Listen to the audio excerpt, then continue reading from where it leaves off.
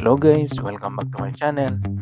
Ang ating video ay tungkol sa upcoming smartphone, Samsung Galaxy M21s. Kanyang mga features, specs and price quick review dito sa Pilipinas.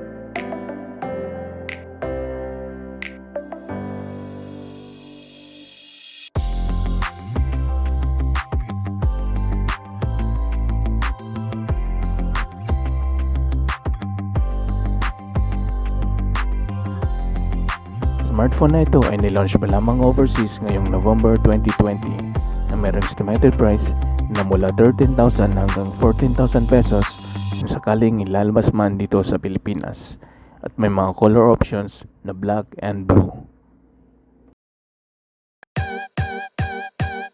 Para po maging updated sa ating mga bagong video, maaari lamang i-like, i-share at mag-subscribe sa ating YouTube channel.